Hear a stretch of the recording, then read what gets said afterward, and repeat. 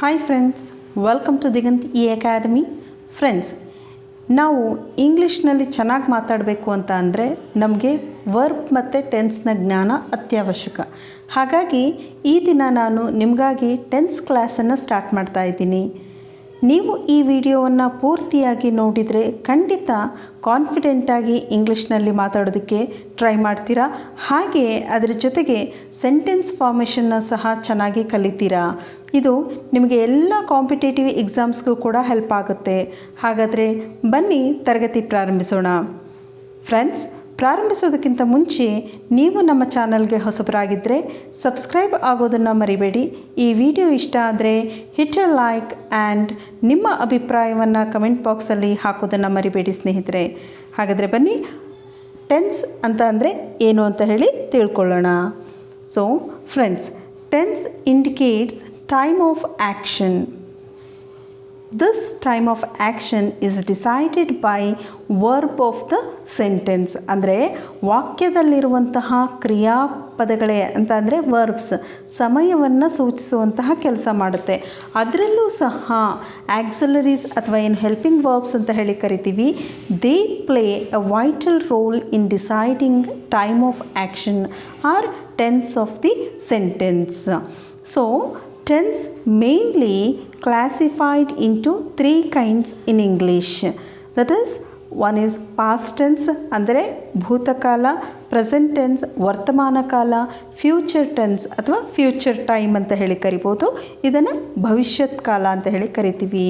So each tense has 4 types in it. So they are ಅಂದರೆ ನೀವು ಅದರಲ್ಲಿ ಎಲ್ಲದರಲ್ಲೂ ಸಹ ಪ್ರತಿ ಟೆನ್ಸಲ್ಲೂ ಸಹ ನಿಮಗೆ 4 ಸಬ್ ಕೈಂಡ್ಸ್ ಸಿಗುತ್ತೆ. ಯಾವ್ಯಾವು ಅವೆಲ್ಲ ಅಂತ ಹೇಳಿ ನೋಡೋಣ. So first one is present indefinite ಅಂತ ಹೇಳಿ ಕರಿತೀವಿ. ಹಾಗೆ ಪ್ರೆಸೆಂಟ್ ಪ್ರೋಗ್ರೆಸಿವ್ ಅಂದರೆ ಪ್ರೆಸೆಂಟ್ ಪ್ರೋಗ್ರೆಸಿವ್ ಅಥವಾ ಪ್ರೆಸೆಂಟ್ ಕಂಟಿನ್ಯೂಸ್ ಅಂತ ಹೇಳಿ ಕರಿಬಹುದು. ಹಾಗೆ ಪ್ರೆಸೆಂಟ್ ಪರ್ಫೆಕ್ಟ್ ಟೆನ್ಸ್, ಹಾಗೆ ಪ್ರೆಸೆಂಟ್ ಪರ್ಫೆಕ್ಟ್ ಪ್ರೋಗ್ರೆಸಿವ್ ಟೆನ್ಸ್ ಅಂತ ಹೇಳಿ. ಮೊದಲು ನಾವು ಪ್ರೆಸೆಂಟ್ ಇಂಡೆಫಿನೆಟ್ ಟೆನ್ಸನ್ನು ಕಲಿಯೋಣ. ಇದರಲ್ಲಿ ಡಿಫ್ರೆಂಟ್ ಫಾರ್ಮ್ಸ್ ಆಫ್ ಸೆಂಟೆನ್ಸಸ್ ಅಂತ ಹೇಳಿದರೆ ಅಫರ್ಮೇಟಿವ್ ಸೆಂಟೆನ್ಸ್ ಆಗಿರ್ಬೋದು, ನೆಗೆಟಿವ್ ಸೆಂಟೆನ್ಸ್, ಹಾಗೆ ಇಂಟ್ರಾಗೇಟಿವ್ ಸೆಂಟೆನ್ಸ್ ಮತ್ತು ನೆಗೆಟಿವ್ ಇಂಟ್ರಾಗೇಟಿವ್ ಸೆಂಟೆನ್ಸನ್ನು ನಾವು ಸ್ಟ್ರಕ್ಚರ್ ಮೂಲಕ ಕಲಿತಾ ಹೋಗೋಣ. ಸೊ ಫಸ್ಟ್ ಅಫರ್ಮೇಟಿವ್ ಸೆಂಟೆನ್ಸ್ ಹೇಗೆ ಮಾಡ್ಬೋದು ಅಂತ ಹೇಳಿ ನೋಡಿ. ಅಫರ್ಮೇಟಿವ್ ಸೆಂಟೆನ್ಸಲ್ಲಿ ನಿಮಗೆ ಸ್ಟ್ರಕ್ಚರ್ ಬಂದುಬಿಟ್ಟು ಫಸ್ಟು ಸಬ್ಜೆಕ್ಟ್ ಇರುತ್ತೆ, ಆನಂತರ V1 ನಂತರ ಆಬ್ಜೆಕ್ಟ್ ಇರುತ್ತೆ. ನಾನು ಇಲ್ಲಿ V1 ಮತ್ತು ಬ್ರ್ಯಾಕೆಟಲ್ಲಿ ಎಸ್ ಅಂತ ಹೇಳಿ ಹಾಕಿದ್ದೀನಿ.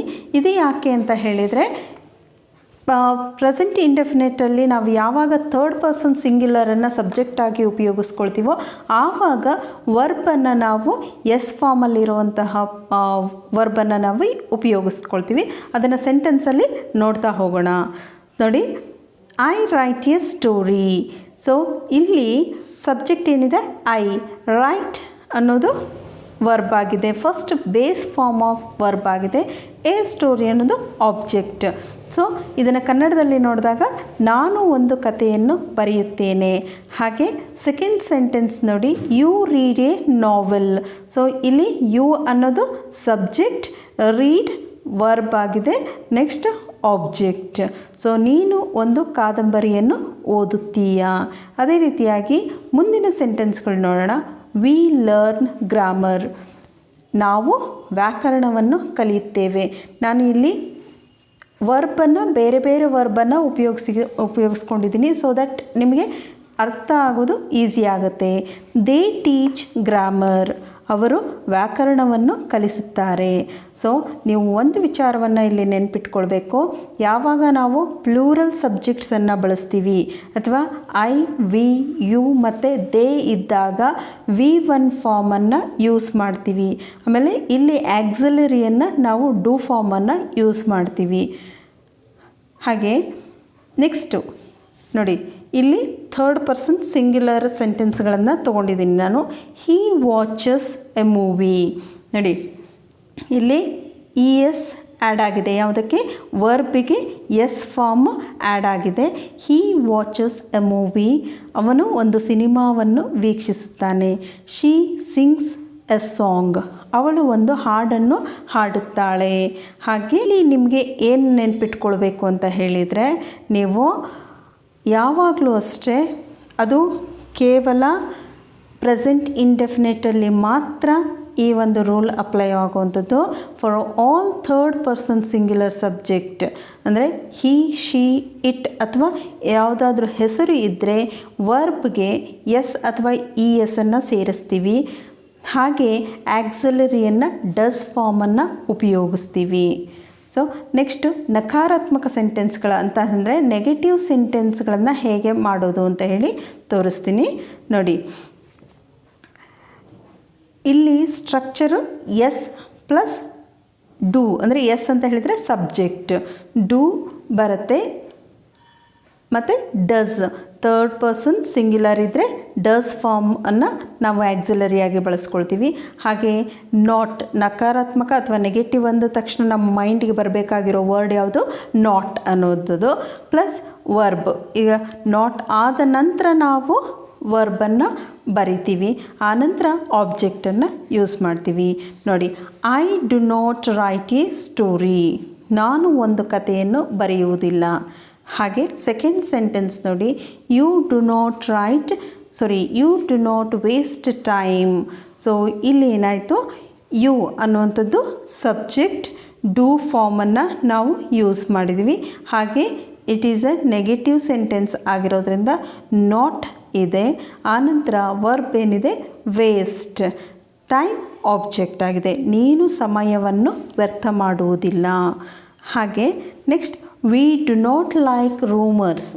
ನಾವು ಗಾಳಿ ಸುದ್ದಿಯನ್ನು ಇಷ್ಟಪಡುವುದಿಲ್ಲ. ಸೊ ಇಲ್ಲಿ ಪ್ಲೂರಲ್ ಫಾರ್ಮ್ ಆಫ್ ಸಬ್ಜೆಕ್ಟ್ ಇದೆ, ಹಾಗಾಗಿ ಆಕ್ಸಿಲರಿಯನ್ನು ನಾವು ಡೂ ಅನ್ನು ಉಪಯೋಗಿಸ್ಕೊಂಡಿದ್ದೀವಿ. ಹಾಗೆ they do not play cricket. ಅವರು ಕ್ರಿಕೆಟ್ ಆಡುವುದಿಲ್ಲ. ಆನಂತರ ನೆಕ್ಸ್ಟ್ ಥರ್ಡ್ ಪರ್ಸನ್ ಸಿಂಗ್ಯುಲರ್ ಬಂದಾಗ ನೋಡಿ, he does not like sweets. ನಾವು ಈಗಾಗಲೇ ಹೇಳಿದ್ವಿ, ಸೆಂಟೆನ್ಸಲ್ಲಿ ಹೀ ಬಂದರೆ ಥರ್ಡ್ ಪರ್ಸನ್ ಬಂದರೆ ವರ್ಬ್ಗೆ ಎಸ್ ಫಾರ್ಮ್ ಹಾಕ್ತೀವಿ ಅಂತ ಹೇಳಿ. ಬಟ್ ಇಲ್ಲಿ ಇನ್ನೊಂದು ನೀವು ಗಮನಿಸಬೇಕು, ಯಾವಾಗ ನಾವು ಆಕ್ಸಿಲರಿ ವರ್ಬನ್ನು ಡಸ್ ಯೂಸ್ ಮಾಡಿದ್ದೀವಿ ಆವಾಗ ನೀವು ಲೈಕಿಗೆ ಎಸ್ ಫಾರ್ಮ್ ಹಾಕಬಾರ್ದು. So he does not like sweets. ಅವನು ಸಿಹಿಯನ್ನು ಇಷ್ಟಪಡುವುದಿಲ್ಲ. She does not sing a song. ಅವಳು ಒಂದು ಹಾಡನ್ನು ಹಾಡುವುದಿಲ್ಲ. ಸೊ ಹಾಗೆ ಮುಂದಿನದು ಇಂಟ್ರಾಗೇಟಿವ್ ಅಫರ್ಮೇಟಿವ್ ಸೆಂಟೆನ್ಸಸ್. ಈ ಅಫರ್ಮೇಟಿವ್ ಸೆಂಟೆನ್ಸಲ್ಲಿ ಸ್ಟ್ರಕ್ಚರ್ ಹೇಗೆ ಬರುತ್ತೆ?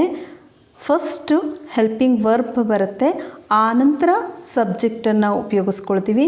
ಹಾಗೆ next will write verb form V1 base form of verb. Next object, ಆನಂತರ ಕ್ವೆಶ್ಚನ್ ಮಾರ್ಕನ್ನು ಉಪಯೋಗಿಸ್ಕೊಳ್ತೀವಿ. ಕ್ವೆಶ್ಚನ್ ಆಗಿರೋದ್ರಿಂದ ಇಂಟ್ರೋಗೇಷನ್ ಅಂದರೆ ಇಂಟ್ರೋಗೇಟಿವ್ ಆಗಿರೋದ್ರಿಂದ ಕ್ವೆಶ್ಚನನ್ನು ಉಪಯೋಗಿಸ್ಕೊಳ್ತೀವಿ. ಸೊ ನೋಡಿ, do I write a story. So ಇಲ್ಲಿ ಸಹ ಅದೇ ರೂಲ್ಸ್ ಅಪ್ಲೈ ಆಗುವಂಥದ್ದು. ಐ, ವಿ, ಯು ಮತ್ತು ದೇ ಇದ್ದಾಗ ಆಕ್ಸಿಲರಿ ವರ್ಬ್ ಡೂ ಫಾರ್ಮಲ್ಲಿ ಇರಬೇಕು. So do I write a story. ನಾನು ಒಂದು ಕಥೆಯನ್ನು ಬರೆಯುತ್ತೇನೆಯೇ. ಸೊ ನೆಕ್ಸ್ಟ್ ಸೆಂಟೆನ್ಸ್ ನೋಡಿ, do you write a story. ನೀನು ಒಂದು ಕಥೆಯನ್ನು ಬರೆಯುತ್ತೀಯಾ. ಆನಂತರ ಡು ವಿ ಪ್ಲೇ ಚೆಸ್. ನಾವು ಚದುರಂಗವನ್ನು ಆಡುತ್ತೇವೆಯೇ. Do they use mobile. ಅವರು ಮೊಬೈಲನ್ನು ಬಳಸುತ್ತಾರೆಯೇ. ಹಾಗೆ next, does he speak English. ಇಲ್ಲಿ ಯಾಕೆ ಡಸ್ ಬಂತು ಹೇಳಿ? ಎಸ್, ಇಲ್ಲಿ ಸಿಂಗ್ಯುಲರ್ ಫಾರ್ಮ್ ಅಂದರೆ ಥರ್ಡ್ ಪರ್ಸನ್ ಸಿಂಗ್ಯುಲರ್ ಹೀ ಇರೋದ್ರಿಂದ ನಾವು ಆಕ್ಸಿಲರಿಯನ್ನು ಡಸ್ ಯೂಸ್ ಮಾಡಿದ್ದೀವಿ. Does he speak English. ಅವನು ಇಂಗ್ಲೀಷನ್ನು ಮಾತನಾಡುತ್ತಾನೆಯೇ. Does she prepare coffee. ಅವಳು ಕಾಫಿಯನ್ನು ಮಾಡುವಳೇ. ಸೊ ಅದೇ ಥರ ಮುಂದಿನ ಸೆಂಟೆನ್ಸ್ ಇಂಟ್ರಾಗೇಟಿವ್ ನೆಗೆಟಿವ್ ಸೆಂಟೆನ್ಸಸ್. ಇಲ್ಲಿ ಇಂಟ್ರಾಗೇಟಿವ್ ನೆಗೆಟಿವ್ ಸೆಂಟೆನ್ಸಲ್ಲಿ ಎರಡು ಥರ ನಾವು ಸ್ಟ್ರಕ್ಚರನ್ನು ಯೂಸ್ ಮಾಡ್ಬೋದು. ನಾನು ಇಲ್ಲಿ ನಿಮಗೆ ಒಂದು ಸ್ಟ್ರಕ್ಚರನ್ನು ತೋರಿಸಿದ್ದೀನಿ. ಯಾವುದು ಅಂತ ಹೇಳಿದರೆ helping verb plus subject plus not plus V1 ಅಂದರೆ base form of verb plus object, then you have to put question mark. So ಹಾಗೆ ಇಲ್ಲಿ ನೋಡಿ ಇನ್ನೊಂದು ಸ್ಟ್ರಕ್ಚರ್ ಯಾವುದು ಅಂತ ಹೇಳಿದರೆ ಹೆಲ್ಪಿಂಗ್ ವರ್ಬ್ ಪ್ಲಸ್ ನಾಟ್ ಅದನ್ನು ಕಾಂಟ್ರಾಕ್ಟ್ ಫಾರ್ಮಲ್ಲಿ ಹಾಕ್ಕೊಳ್ಬೇಕು, plus subject plus V1 plus object ಅನ್ನು ಬರುತ್ತೆ. ಈ ರೀತಿಯಾದಂತಹ ಇದನ್ನು ಮಾಡಿಕೊಳ್ಬಹುದು, ನೀವು ಸ್ಟ್ರಕ್ಚರನ್ನು ಫ್ರೇಮ್ ಮಾಡಿಕೊಳ್ಬೋದು.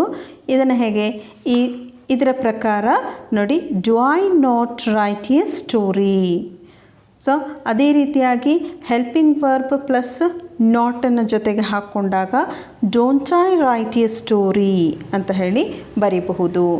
ನಾನು ಒಂದು ಕಥೆಯನ್ನು ಬರೆಯುವುದಿಲ್ಲವೇ ಅಂತ ಹೇಳಿ, do you not write a story, don't you write a story, ಈ ರೀತಿಯಾಗಿ ಸಹ ಕೇಳಬಹುದು, ನೀನು ಒಂದು ಕಥೆಯನ್ನು ಬರೆಯುವುದಿಲ್ಲವೇ ಅಂತ ಹೇಳಿ. Next, do we not write a story, ನಾವು ಒಂದು ಕಥೆಯನ್ನು ಬರೆಯುವುದಿಲ್ಲವೇ.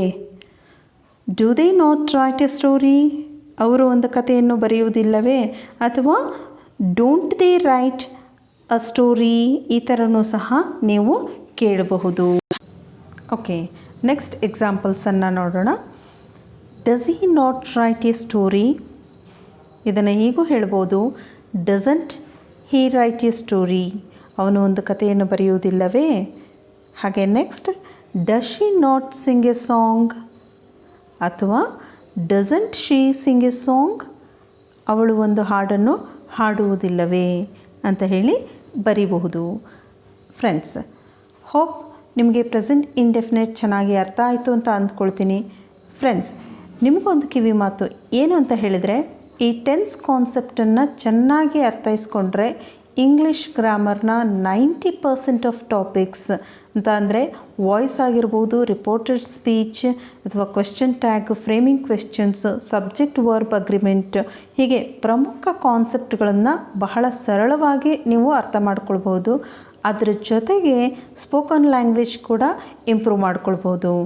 ಸೊ ಓಕೆ ಫ್ರೆಂಡ್ಸ್, ನಮ್ಮ ಮುಂದಿನ ಕ್ಲಾಸ್ನಲ್ಲಿ ನಾವು ಪ್ರೆಸೆಂಟ್ ಪ್ರೋಗ್ರೆಸಿವ್ನಲ್ಲಿ ಸೆಂಟೆನ್ಸ್ನ ಹೇಗೆ ಫ್ರೇಮ್ ಮಾಡೋದು ಅಂತ ಹೇಳಿ ಕಲಿಯೋಣ. So thank you for watching this video.